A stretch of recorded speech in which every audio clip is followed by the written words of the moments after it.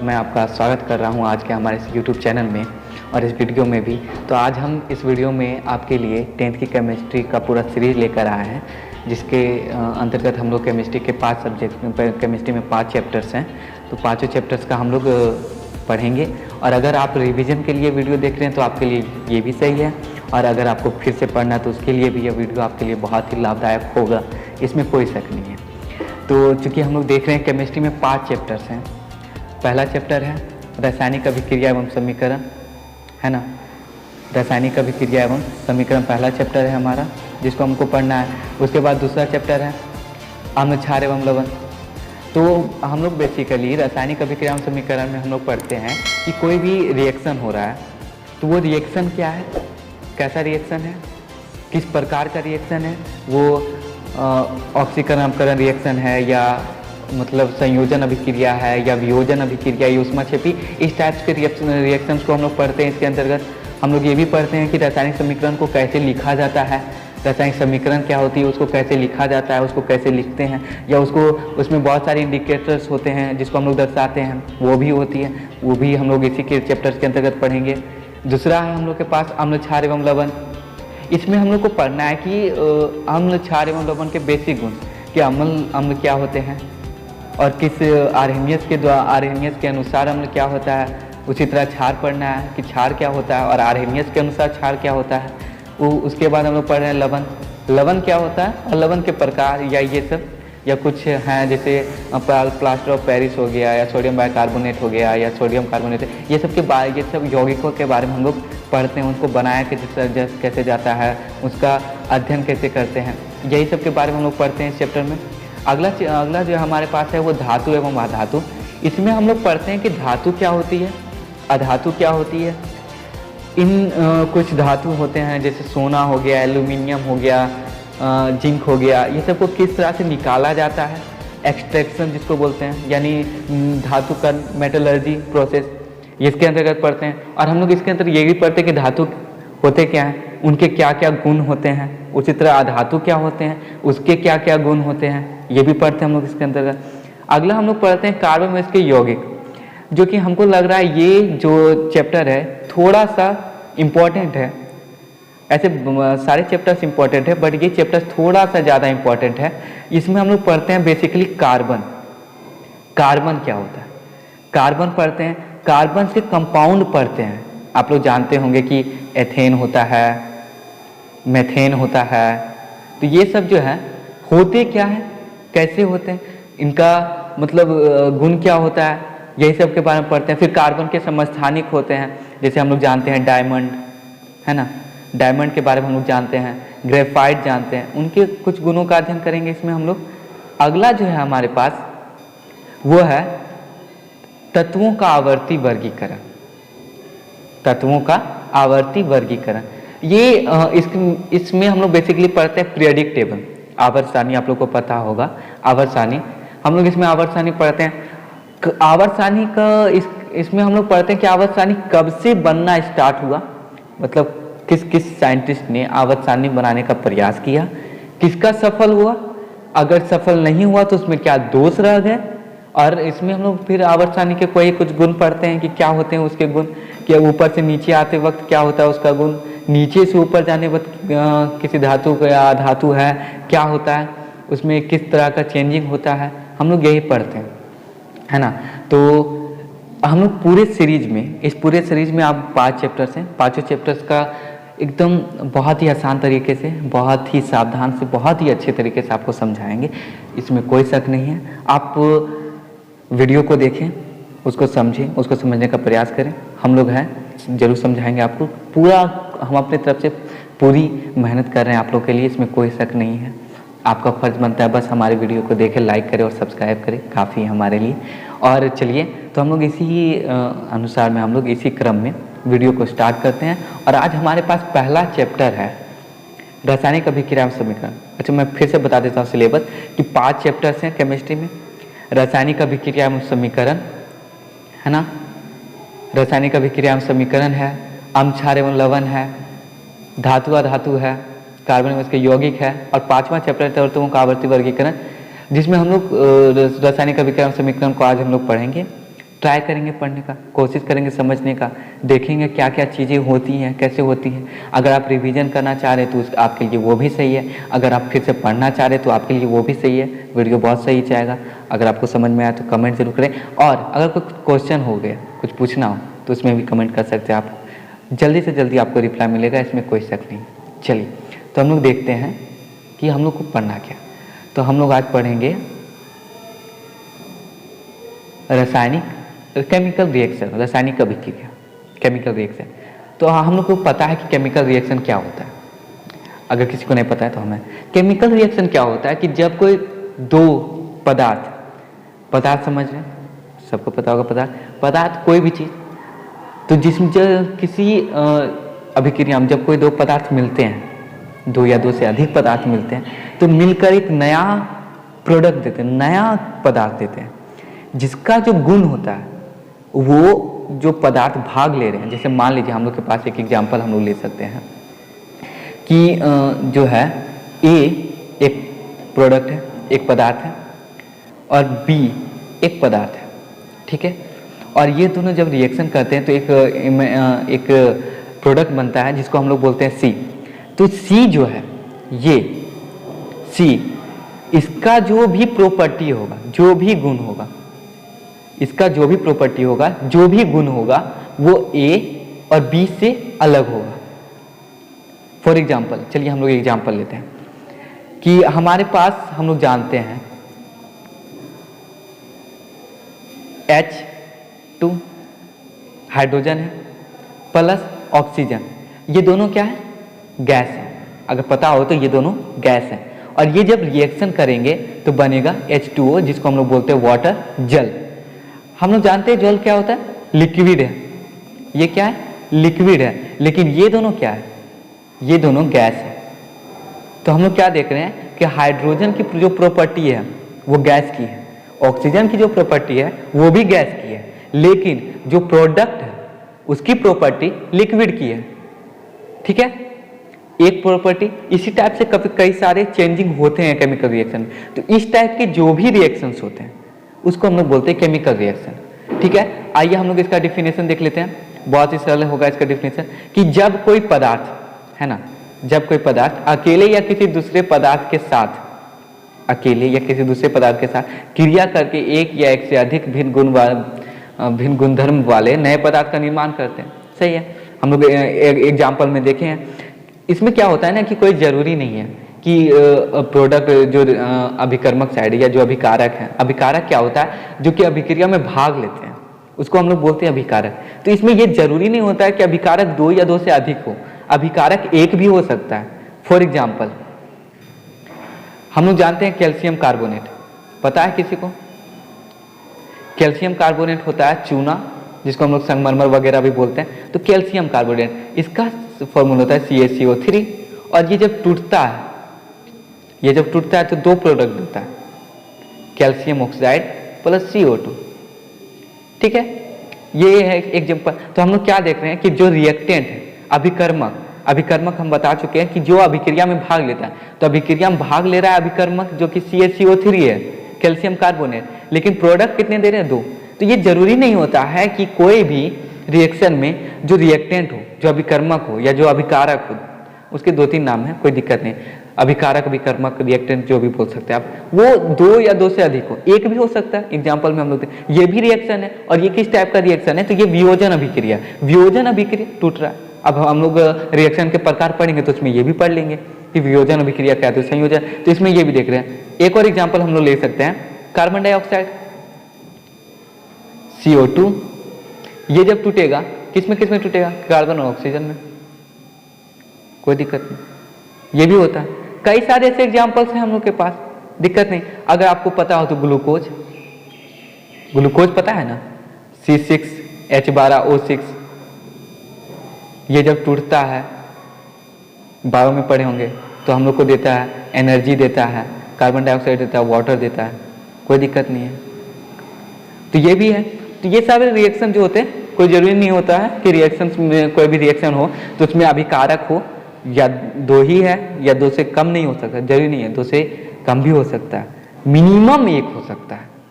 Minimum एक का मतलब कम से कम एक, है ना। और जो प्रतिफल होता है वो एक हो सकता है, दो हो सकता है, ठीक है, कोई दिक्कत नहीं हो सकती, प्रतिफल कितने भी हो सकता है। प्रतिफल क्या होता है? जो अभिक्रिया के बाद बनता है ना, जो अभिक्रिया के बाद बनता है उसको बोलते हैं हम लोग प्रतिफल, प्रोडक्ट, है ना। अब हम लोग देखते हैं रासायनिक अभिक्रिया क्या होती है पता है ना, कि जब कोई, अगर किसी को लिखना हो तो वीडियो पॉज करे और नोट करे, क्या कि जब कोई पदार्थ अकेले या किसी दूसरे के साथ अभिक्रिया करके एक या एक से अधिक भिन्न गुणधर्म वाले, याद रखेंगे भिन्न गुणधर्म वाले, यानी उसका जो प्रॉपर्टी होगा वो अलग अलग होगा, किससे? रिएक्टेंट से। अलग गुण वाले, गुणधर्म वाले यौगिक का निर्माण करते हैं तो वो कहलाता है कि वो कहलाता है रासायनिक अभिक्रिया, इसमें कोई शक नहीं, रासायनिक अभिक्रिया, ठीक है। अब देखते हैं रासायनिक, कोई भी रासायनिक अभिक्रिया होती है तो उसके कुछ गुण होते हैं, कुछ गुण होते हैं। फॉर एग्जाम्पल रंग, रासायनिक अभिक्रिया के कुछ गुण हैं, देख लेते हैं हम लोग। पहले रंग है, अवस्था है, ताप में परिवर्तन है, गैस का निकलना है, अवक्षेप का बनना है, ये सब अभिक्रिया के, ये सब जो है अभिक्रिया, किसी भी रासायनिक अभिक्रिया के गुण हैं, ठीक है। चलिए, तो ये सब अभिक्रिया के गुण हैं। अब हम लोग आगे देखते हैं, हम लोग इसमें आगे देखेंगे कि रंग परिवर्तन होता है। किसी भी रासायनिक अभिक्रिया में क्या होता है कि रंग परिवर्तन होता है। रंग परिवर्तन क्या होता है कि मान लीजिए कि आप कोई भी विलयन है, ठीक है, तो अगर उस विलयन,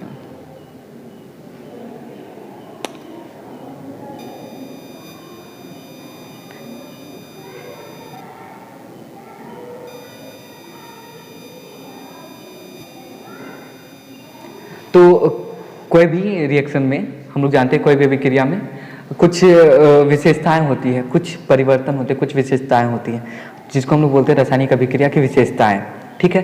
तो रंग, पहला है रंग बदल जाता है, क्योंकि हम लोग देखते हैं कोई भी रिएक्शन होता है तो उसका कलर चेंज हो जाता है। कोई भी सॉल्यूशन होता है किस कलर का, वो किस कलर का जाता है। दूसरा, अवस्था में परिवर्तन होता है। अभी हम लोग एग्जाम्पल लिए थे ना, हाइड्रोजन ऑक्सीजन से रिएक्शन करता है तो जल देता है। हाइड्रोजन ऑक्सीजन इसमें क्या है, हाइड्रोजन और ऑक्सीजन इसमें है गैस, ठीक है, लेकिन प्रोडक्ट क्या बन रहा है, लिक्विड, है ना। तो क्या हुआ, अवस्था का परिवर्तन हुआ, चेंज हो गया, स्टेट चेंज हो गया। अवस्था क्या होता है, हम लोग जानते हैं तीन अवस्था मुख्यतः हम लोग जानते हैं, ठोस, द्रव और गैस। दो और होते हैं, प्लाज्मा और बोर्न-आइंस्टाइन कंडेंसेट, जो भी है वो पांचवा है, चौथा पांचवा अलग है। तो तीन स्टेट होते हैं, सॉलिड, लिक्विड, गैस, ठोस, द्रव और गैस। तो हम लोग देख रहे हैं क्या कि गैस था, द्रव आ गया, ठीक है। दूसरा, तीसरा होता है गैस का निकलना, कि किसी भी रिएक्शन में क्या होता है, गैस निकलती है। क्या होती है, गैस निकलती है। हम लोग अभी एग्जांपल में देख रहे थे, कैल्शियम कार्बोनेट का अगर विखंडन करेंगे तो CO2 निकलेगा। दूसरा, ग्लूकोज का विखंडन में भी CO2 निकलता है। CO2 क्या है, गैस है, तो गैस निकलती है, कोई भी दिक्कत नहीं है। अगला है अवक्षेप का बनना, अवक्षेप भी बनता है। अवक्षेप क्या होता है कि मान लीजिए कोई रिएक्शन होता है, तो जब कोई रिएक्शन होता है तो कोई तत्व होते हैं ना जो उस यौगिक से निकल के तली पे बैठ जाते हैं, तो इसको हम लोग बोलते हैं, ये हम लोग बोल सकते हैं कि इसमें जो हुआ अवस्था में परिवर्तन हुआ। तो ये सब होते हैं, ठीक है। आगे हम लोग देखेंगे कि बहुत सारे ऐसे रिएक्शन, आप देखिए अवक्षेप का बनना का रिएक्शन का आपको हम लोग बता सकते हैं कि अवक्षेप का बनना क्या होता है। जैसे अवक्षेप बनता है, जैसे मान लीजिए कि एक यौगिक है हमारे पास, आर्जेंटम नाइट्रेट, AgNO3, ये क्या है, आर्जेंटम नाइट्रेट है। तो जब इसका रिएक्शन हम लोग HCl के साथ करवाएंगे, HCl क्या है, हाइड्रोक्लोरिक गैस है, तो जब इसका रिएक्शन हम लोग HCl के साथ करवाएंगे तो क्या बनेगा पता है किसी को, AgCl, ठीक है, और HNO3। तो इसमें जो AgCl है, आर्जेंटम क्लोराइड, ये अवक्षेप के रूप में नीचे तली में बैठ जाता है, ठीक है, अवक्षेप के रूप में नीचे तली में बैठ जाता है। तो हम लोग इसको बोलते हैं अवक्षेप का बनना, कोई दिक्कत नहीं, अवक्षेप का बनना, है ना। आगे हम लोग देखते हैं कि अवक्षेप बनता है, कोई दिक्कत नहीं, तो अवक्षेप यहाँ से बना है। किसी किसी यौगिक में क्या होगा ना कि केवल Ag निकल के बैठ जाएगा नीचे, आर्जेंटम, आर्जेंटम क्या होता है, सिल्वर, सिल्वर कभी कभी नीचे बैठ जाता है, तो हम लोग देख लेते हैं, हम लोग बोलते हैं कि अवक्षेप के नीचे तली में चमकने लगता है। हम लोग जिस बर्तन में या जिस अथी में बीकर में हम लोग रिएक्शन करवाते हैं, तो रिएक्शन जब होती है तो उसमें नीचे तली में बैठ जाता है, नीचे जो बर्तन का तली होती है उसमें बैठ जाता है कोई भी तत्व। कौन सा तत्व? जो सॉल्यूशन से अलग हो गया। तो सॉल्यूशन से अलग होकर नीचे तली में, जैसे ये बर्तन है, ये सॉल्यूशन था, इससे अलग होकर यहाँ पर जमा हो गया, तो हम लोग इसको बोलते हैं अवक्षेप। अवक्षेप बनता है। तो ये भी रिएक्शन का एक विशेषता होती है कि अवक्षेप का बनना। अब रंग परिवर्तन का उदाहरण देख सकते हैं हम लोग कि पोटेशियम परमांगनेट के बैंगनी रंग के विलयन में थोड़ा थोड़ा करके नींबू का रस निचोड़ने पर विलयन का बैंगनी रंग धीरे धीरे गायब होने लगता है। Potassium permanganate KMnO4। अगर किसी को पोटेशियम परमांगनेट का अगर सूत्र नहीं पता हो तो पोटेशियम परमांगनेट होता है KMnO4। यह पोटेशियम परमांगनेट। तो पोटेशियम परमांगनेट का रंग होता है बैंगनी। कौन सा रंग होता है? बैंगनी। तो जब बैंगनी रंग के विलयन में हम लोग नींबू का रस डालते हैं, नींबू का रस बूंद बूंद करके डालते हैं, तो उसका रंग जो होता है धीरे धीरे गायब हो जाता है। ठीक है, उसका रंग धीरे धीरे गायब हो जाता है। तो यहाँ पे क्या देख रहे हैं कि पहले सॉल्यूशन का रंग कैसा था? बैंगनी। और नींबू का रस जैसे डाले यानी रिएक्शन हुआ, क्या हो गया? उसका चेंज हो गया, जो कलर था वो चेंज हो गया, धीरे धीरे गायब हो गया, खत्म कहानी। रिएक्शन हम लोग एक विशेषता देख लेते हैं, रंग बदलना। यहाँ भी रंग बदल, गिरगिट तो नहीं है, छोड़ो, गिरगिट होता है अलग बात होता है, गिरगिट दूसरा दुनिया का है। यहाँ पर सिचुएशन अलग है। बैंगनी रंग था, उसमें हम लोग नींबू का रस डाले, रिएक्शन हुआ, रिएक्शन में रंग जो है बदल गया, रंग बदल गया। बैंगनी रंग था वो धीरे धीरे गायब होने लगा। तो इसलिए हम लोग बोलते हैं कि रंग बदलता है। दूसरा, अवस्था। हम बता चुके हैं कि कई सारे एग्जांपल्स दिए आपको, जैसे फॉर एग्जांपल एक बार और कि H2 है, ये हाइड्रोजन गैस है, प्लस ऑक्सीजन ये भी गैस है, लेकिन जो प्रोडक्ट बन रहा है क्या बन रहा है? H2O, ये जल है ना, लिक्विड है, ये कोई दिक्कत नहीं है, ये गैस है, ये गैस है, ये भी गैस है, हाइड्रोजन ऑक्सीजन दोनों गैस है, लेकिन प्रोडक्ट बन रहा है H2O, जल, जो कि लिक्विड है। क्या देख रहे हैं हम लोग? स्टेट, अवस्था परिवर्तन हो गया।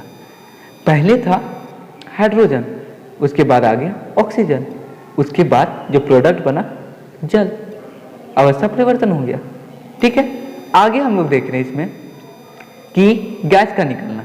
बहुत सारे एग्जाम्पल था गैस के निकलने का, हम लोग देखे भी थे। तो चलिए हम लोग देखते हैं गैस का निकलना।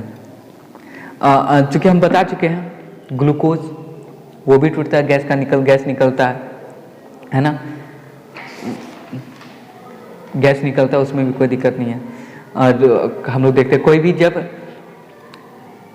जब सोडियम कार्बोनेट टाइप या कोई भी जिसमें कार्बोनेट उपस्थित हो, तो जब वो एसिड से रिएक्शन करता है ना, तो अभी गैस निकलता है। ठीक है, तो अभी गैस निकलता है और वो हाइड्रोजन या कार्बन डाइऑक्साइड गैस ऐसे करके मुक्त होती है।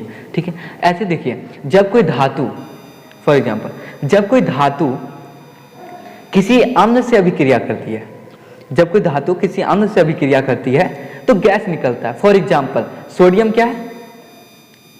सोडियम क्या है? धातु है, सोडियम एक धातु है। और HCl क्या है? एसिड है, HCl हाइड्रोक्लोरिक एसिड, पता है। और ये जब रिएक्शन करेगी तो बनेगा NaCl और H2। ठीक है, NaCl और H2।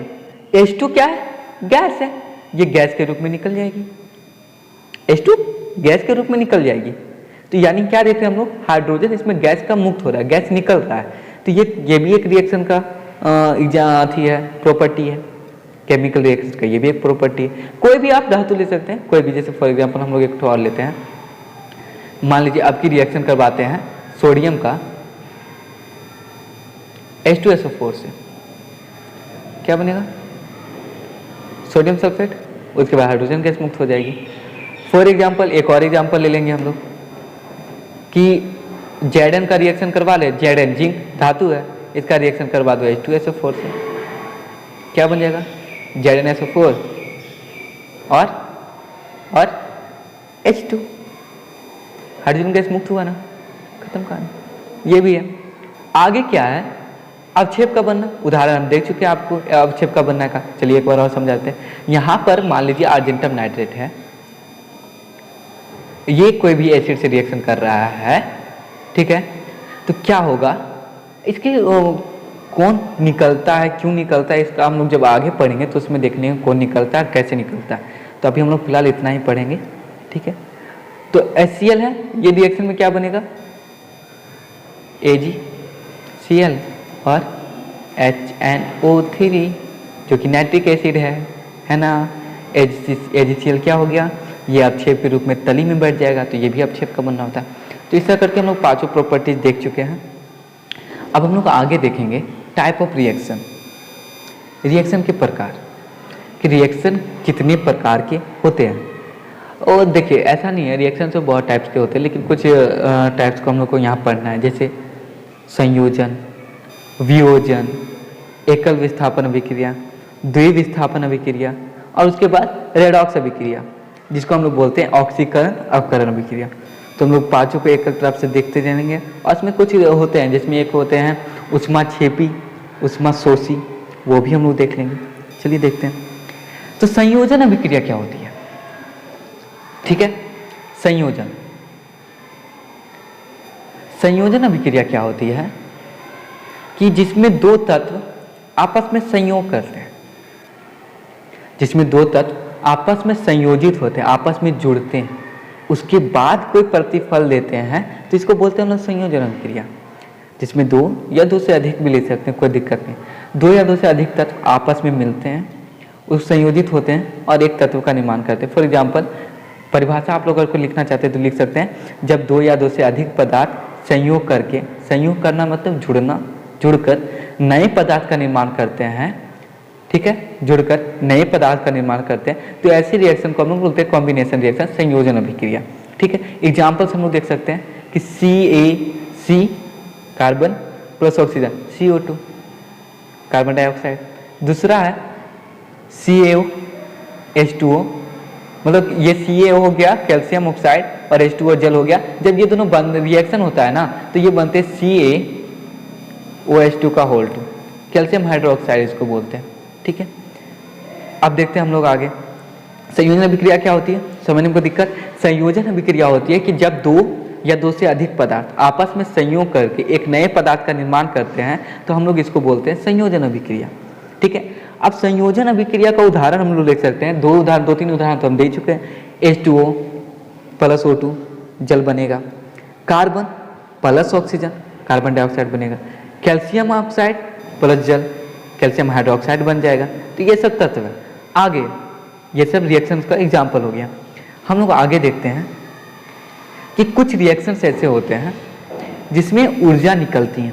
अगर आप लोग को पता हो, अगर आप लोग कहीं बाजार वगैरह में कोई गए हों, तो आप लोग देखे होंगे चूना को उबाला जाता है। चूना उबालना, चूना जानते हैं ना, जो अभी तो बहुत कुछ आ गया, पुट्टी पट्टी ऐसा टाइप से बहुत कुछ आ गया, पेंट वगैरह, लेकिन पहले क्या होता था ना, मैं भी करता था, पहले क्या होता था कि जो चूना होता था हम लोग उसको पानी में डालते थे, ठीक है।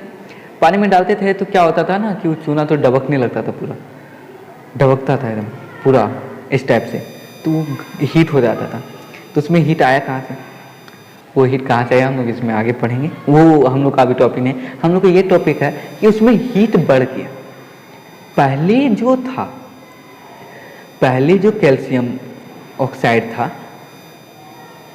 पहले जो कैल्शियम ऑक्साइड था उसमें हम लोग जल डाले, बना कैल्शियम हाइड्रोक्साइड, जिससे हम लोग पुट्टी करते हैं घर में, जिससे हम लोग प्लेट चलाते, उसका ताप बढ़ गया, डबकने लगा। वो पूरा सॉल्यूशन जो बोल लीजिए, पूरा जो भी सॉल्यूशन ही होगा, सॉलिड और ऐसे सॉल्यूशन दो टाइप से होते हैं, एक होमोजेनियस, एक हेट्रोजीनियस, जिसको बोलते हैं समांग मिश्रण और विषमांग, समांग सॉल्यूशन विषमांग, तो वो नहीं हो सकता, समांग विलयन या विषमांग, तो विषमांग होगा, कोई दिक्कत नहीं।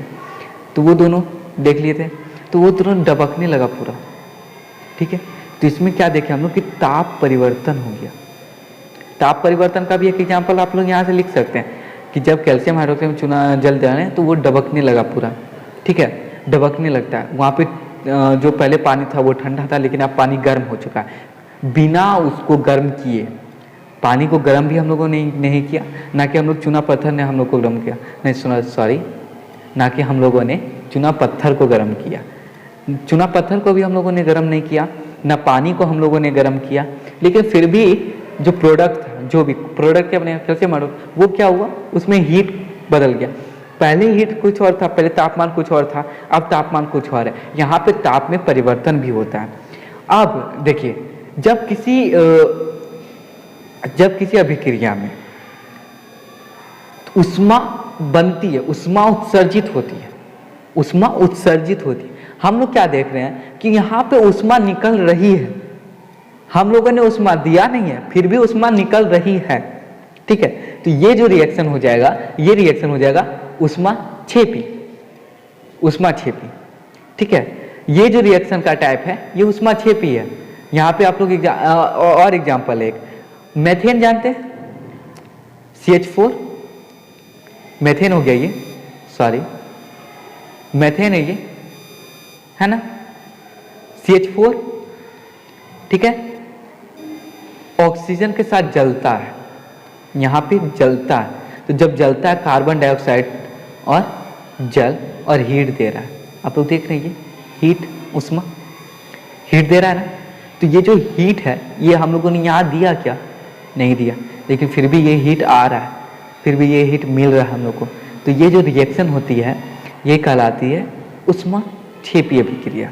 कोई दिक्कत नहीं है, ऊष्माक्षेपी अभिक्रिया।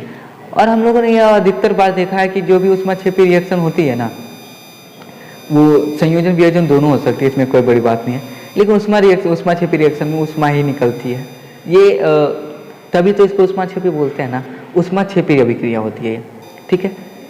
ऊष्माक्षेपी अभिक्रिया में क्या होती है कि ऊष्मा का उत्सर्जन होता है। हम लोगों ने हीट दिया, पहले नहीं दिया, अगर दिया भी तो मान लीजिए हम लोगों ने यहाँ पर हीट दिया है 5 जूल, हीट एनर्जी जो भी बोलते हैं, ठीक है, 5 दिया, लेकिन यहाँ पे हम लोग को मिल रहा है 10 मिल रहा है, यहाँ पे 10 मिल रहा है, यहाँ पे हम लोग को 5 दिया, 10 मिल रहा है, ठीक है। तो 10 में से 5 घटेगा तो बचेगा 5, यानी 5 जूल हम लोग को ज़्यादा मिला। यहाँ पे भी देख रहे हैं क्या ऊष्मा का उत्सर्जन होगा, ठीक है। तो जब भी ऊष्मा का उत्सर्जन होता है तो हम लोग बोलते हैं उसको ऊष्माक्षेपी अभिक्रिया, ठीक है। एग्जाम्पल आप लोग ये लिख सकते हैं, ठीक है। एग्जाम्पल ये भी हो सकता है, एक एग्जाम्पल ये भी हो सकता है, दोनों में ऊष्मा का उत्सर्जन होता है। ये तो आप लोग जानते भी हैं, है ना, घर में कभी ना कभी, दुकान में कहीं ना कहीं देखे होंगे, नहीं देखें तो कर लीजिएगा, थोड़ी चुनाव ज़्यादा महंगा है। और ये है मेथेन का जलना, यहाँ पे मेथेन जल रहा है ऑक्सीजन की उपस्थिति में, है ना, ऑक्सीजन के प्रदेश में मेथेन जल रहा है। तो जल रहा है, कोई भी चीज़ जलती है तो ऊष्मा देती ही है, मेथेन का दहन हो रहा है, ठीक है, तो उसमें मिलेगा ही हम लोग को। आगे हम लोग देखते हैं,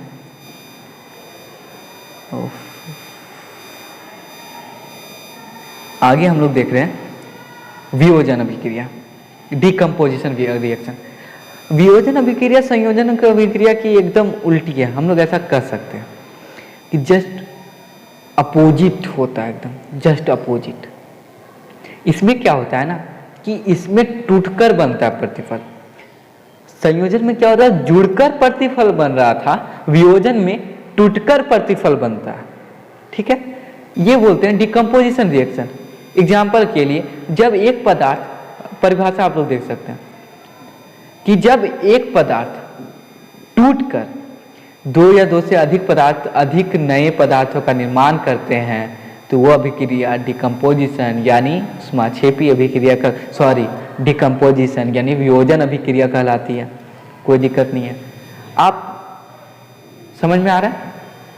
अगर आ रहा हो तो कमेंट कीजिए, नहीं आ रहा है तो भी कमेंट कीजिए। अगली वीडियो में हम लोग आपके फीडबैक्स को हम लोग देखेंगे, सुधारने का प्रयास करेंगे। अगर समझ में आ रहा हो तो भी कमेंट कीजिए, नहीं समझ में आ रहा हो तो भी कमेंट कीजिए, ठीक है। तो हम लोग कहाँ थे, वियोजन। यहाँ पे संयोजन अभिक्रिया का ये जस्ट अपोजिट होता है। संयोजन में जुड़कर प्रतिफल बन रहा था, इसमें टूटकर प्रतिफल बन रहा है, तो ये वियोजन हो गया। वियोजन यानी टूटना, डिकम्पोजिशन, टूट रहा है। फॉर एग्जाम्पल हम लोग एग्जाम्पल एक देख चुके थे शुरू में कि CaCO3, इसको हीट दिए। ये टॉपिक आप याद रखिएगा, जरूरी इंपॉर्टेंट है कि CaCO3 को हम लोग हीट दिए, ठीक है। और ये बना क्या, CaO कली चूना, कैल्शियम ऑक्साइड, दूसरा कार्बन डाइऑक्साइड गैस, ठीक है। गैस मुक्त होने का ये भी एक एग्जाम्पल हो सकता है, इसमें कोई बड़ी बात नहीं है, ये भी एग्जाम्पल है।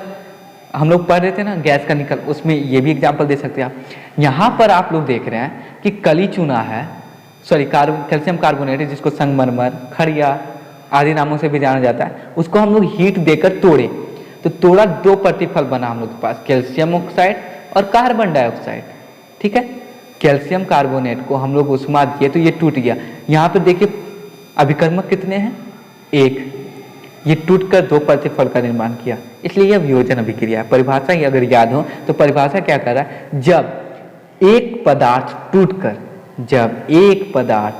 टूटकर 2 पदार्थों का निर्माण करता है, 2 पदार्थ का बनाता है, 2 प्रतिफल देता है, तो हम लोग ऐसे रिएक्शन को बोलते हैं वियोजन अभिक्रिया। आगे देखिए, हम लोग आगे बढ़ते हैं कि वियोजन अभिक्रिया, ठीक है। अब देख रहे हैं आप लोग इसमें कि हम लोग इसमें हीट दे रहे हैं, गौर से देखिए कि इस रिएक्शन को हम लोग हीट दे रहे हैं, ठीक है, हीट दिए, लेकिन क्या प्रतिफल के साइड में हीट बन रहा है? केमिकल रिएक्शन ये पूरा है, ये पूरा यहां से यहां तक केमिकल रिएक्शन है, लेकिन क्या केमिकल रिएक्शन में प्रोडक्ट में हीट है? जैसे कि हम लोग यहां पर था, है ना, ऊष्माक्षेपी रिएक्शन में हीट है ना, ऊष्मा जिसको बोलते हैं, है ना, लेकिन क्या यहां पर हीट है? नहीं है। हीट दिए लेकिन हम लोग को हीट मिला, तो हम लोग क्या बोल सकते हैं कि हम लोग गर्म किए, हम लोग को रिएक्शन करवाना था, हम लोग कैल्शियम कार्बोनेट को गर्म किए, तो जब प्रोडक्ट बना तो प्रोडक्ट ठंडा था, मतलब जितना हीट उसको दिए थे उतना हीट था नहीं, ठंडा। तो इसमें क्या हुआ, इसमें जो प्रतिफल जो रिएक्शन वो अभिक्रिया ऊष्मा जो है अवशोषित किया, ऊष्मा को अपने अंदर समाहित कर लिया, अवशोषित कर लिया, तो इसमें ऊष्मा का अवशोषण हो रहा है। जो पहले हम लोग ऊष्मा दिए थे प्रतिफल में उससे कम ऊष्मा मिल रहा है। फॉर एग्जाम्पल हम लोग यहाँ पे 10 जूल दिए, फॉर एग्जाम्पल हम लोग यहाँ पे 10 जूल हीट दिए, यहाँ पर बन रहा है मान लीजिए 5 हीट होगा, 5 जूल होगा। क्या देख रहे हैं कि हम लोग 5 में से आप 10 घटाएंगे तो क्या आएगा, -5।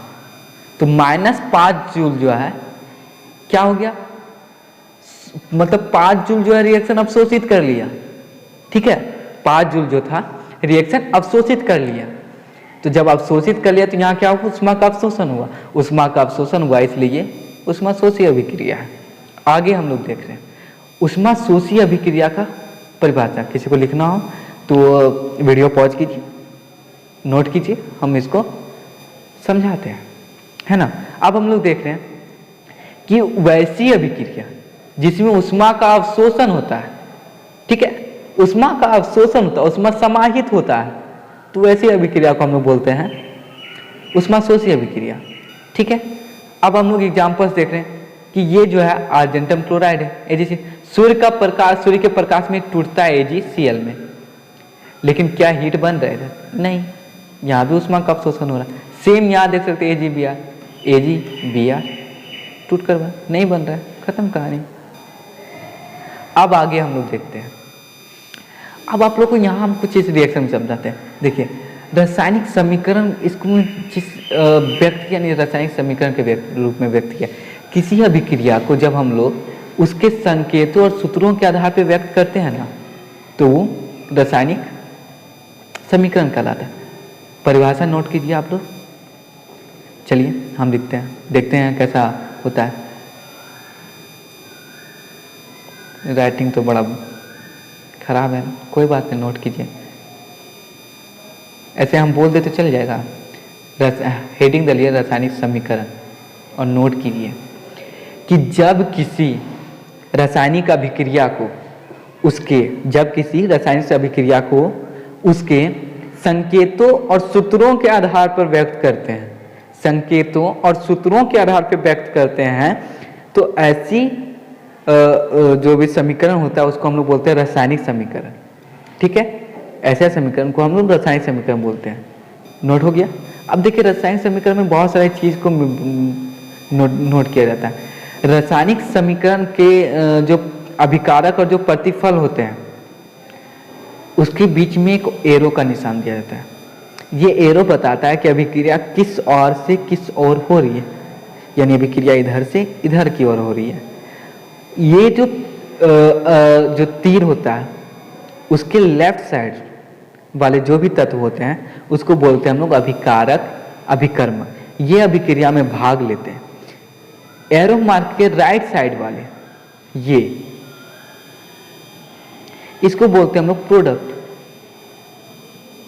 ये प्रोडक्ट है ना, ये प्रोडक्ट है, प्रतिफल।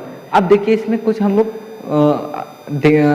इसको यूज को और अपडेट करते हैं और यूज को हम लोग इसको थोड़ा सा और बढ़ाते हैं कि अभिक्रिया में रासायनिक समीकरण में हम लोग जो भाग ले रहा है उसकी अवस्था को भी लिख दे रहे हैं। जैसे ये सॉलिड स्टेट में भाग ले रहा है, सॉलिड स्टेट ठोस में, ये भी ठोस बना, ये गैस बन गया।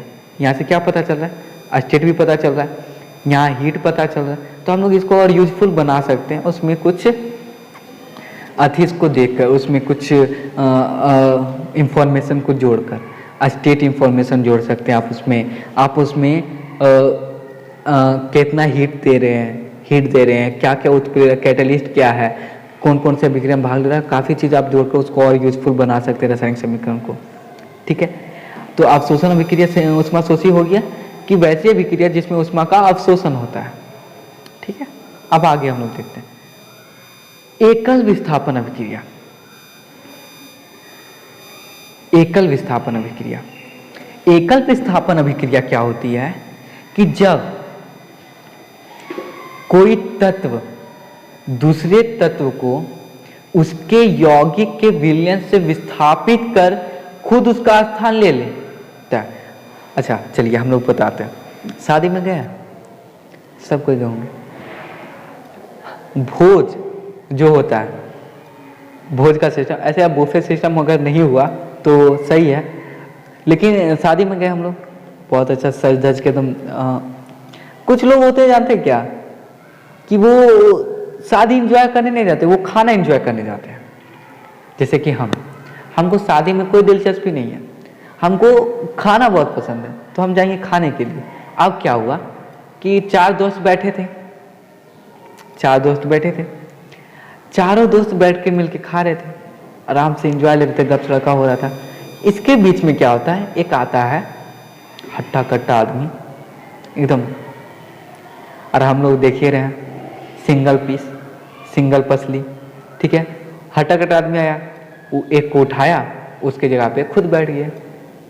यहाँ पर क्या हुआ कि जो ज्यादा शक्तिशाली था, कौन था ज्यादा शक्तिशाली, जो आया था, हम लोग थे, सिंगल पीस हैं, हड्डी हैं वही है।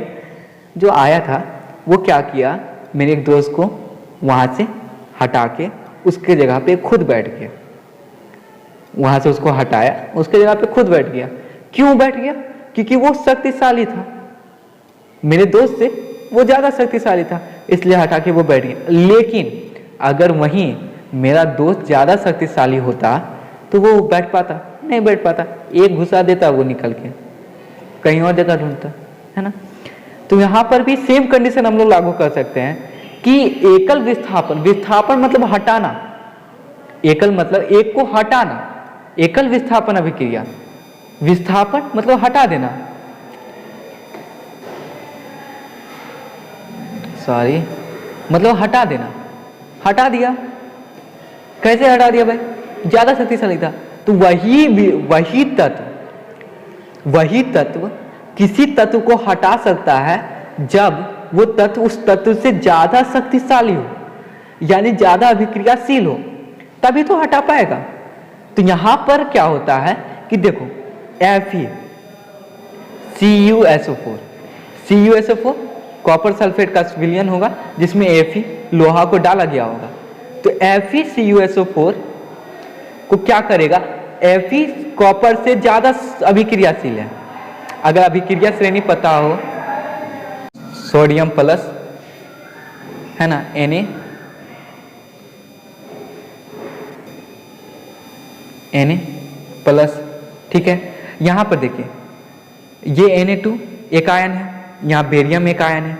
ये क्या होगा कि देखिए पॉजिटिव निकलेगा तो पॉजिटिव की जगह नेगेटिव निकलेगा, नेगेटिव। अब हम लोग क्या देख रहे हैं कि ये जो सोडियम है ये इससे निकलकर यहां पर बैठ जा रहा है, ठीक है, और ये बेरियम इससे निकलकर यहां पर बैठ जा रहा है ना। यहां पर क्या हुआ, आयनों का विनिमय हुआ, आयनों का विनिमय होता है। तो जब दो यौगिक अपने आयनों का विनिमय करते हैं और अलग प्रकार के यौगिक का निर्माण करते हैं तो उसको बोलते हैं द्विविस्थापन अभिक्रिया।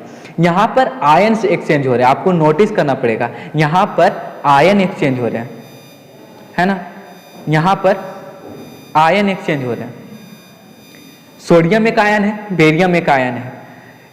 यहाँ पर क्या हुआ, सोडियम इसको लेकर निकल गया, इसको लेकर एक नया कंपाउंड बनाया, और बेरियम इसको लेकर एक नया कंपाउंड बनाया, ठीक है। आगे देखिए द्विविस्थापन अभिक्रिया समझ में आ गया होगा। आगे देखते हैं हम लोग अपचयन और उपचयन और अपचयन, ऑक्सीडेशन और रिडक्शन, जिसको हम लोग बोलते हैं रेडॉक्स। रेडॉक्स क्यों बोलते हैं, यहां से RED निकला और यहां से OX निकला, तो सॉरी RED और OX, तो REDOX रेडॉक्स। ऑक्सीडेशन रिडक्शन को हम लोग बोलते हैं रेडॉक्स अभिक्रिया, या अपचयन उपचयन अभिक्रिया, या ऑक्सीकरण अवकरण अभिक्रिया, ठीक है। ऑक्सीकरण अवकरण में क्या होता है कि किसी तत्व का ऑक्सीकरण होता है और किसी तत्व का अवकरण दोनों साथ में होता है। ऑक्सीकरण अभिक्रिया क्या होती है कि जिसमें हाइड्रोजन निकलता है और ऑक्सीजन मिलता है, वो ऑक्सीकरण अभिक्रिया होती है। फॉर एग्जाम्पल कि C+O2 कार्बन संयोजन करके कार्बन डाइऑक्साइड बनाए, यह ऑक्सीकरण अभिक्रिया हो गया, क्योंकि उसमें ऑक्सीजन संयोग कर रहा है। अगर किसी अभिक्रिया से हाइड्रोजन निकल रहा है तो वो ऑक्सीकरण होगा। याद रखेंगे, ऑक्सीजन का जुड़ना और हाइड्रोजन का निकलना ऑक्सीकरण अभिक्रिया कहलाती है।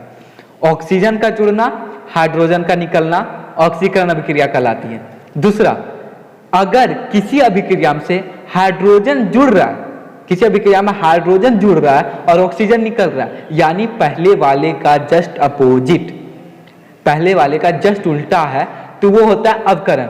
ऑक्सीकरण अवकरण का जस्ट अपोजिट, दोनों एक दूसरे के एकदम मतलब दोनों विपरीत दिशा में होते हैं, दोनों एक दूसरे के विपरीत परिस्थितियां में होती है। ऑक्सीजन जुड़ता है तो भी ऑक्सीकरण, हाइड्रोजन निकलता है तो भी ऑक्सीकरण, ठीक है।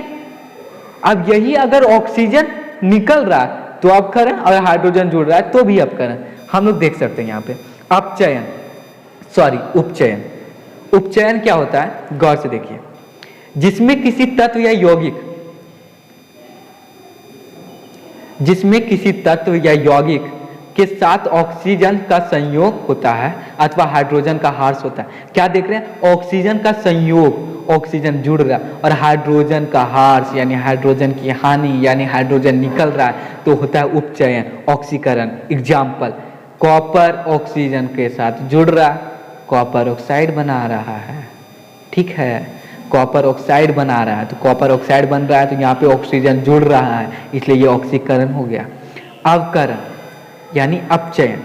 अपचयन में क्या हो रहा है कि यहाँ पर हाइड्रोजन का योग हो रहा है और ऑक्सीजन का ह्रास हो रहा है।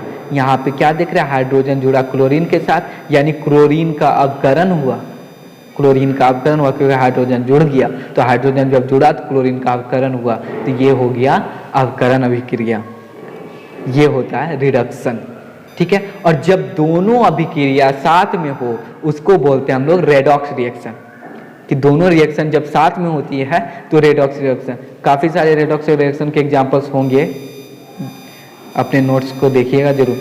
अब देखते हैं हम लोग कि संक्षारण क्या होता है। अब परिभाषा देखते हैं हम लोग पहले कि धातुएं जो भी होती है वायु, नमी या अम्ल से अभिक्रिया करके अवक्षानीय पदार्थ का निर्माण करती है। देखो क्या होता है ना कि अवक्षानीय पदार्थ मतलब जो कि बर्बाद है, फालतू चीज है, उस पदार्थ का जब बनता है ना, तो जैसे देखो धातु में संक्षारण क्या होगा, धातु को जैसे लोहे को रख दो तो वो धीरे धीरे जंग लग जाएगा, जंग लग जाएगा, उसकी स्ट्रेंथ में, उसकी मजबूती में कमी आने लगेगी। इसलिए मतलब इसको संक्षारण बोलते हैं कि उसकी कमी, उसकी मजबूती कम होने लगती है, संक्षारण होने लगता है उसका, लोहे में जंग लगना, ये सब संक्षारण है।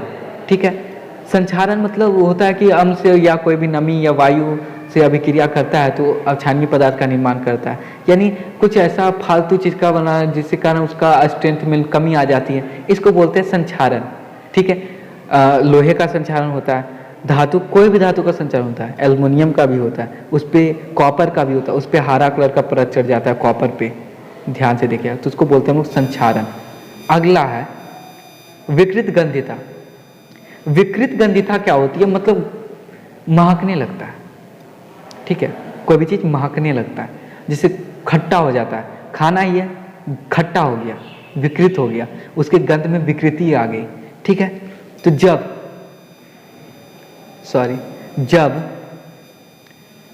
वसा या तेल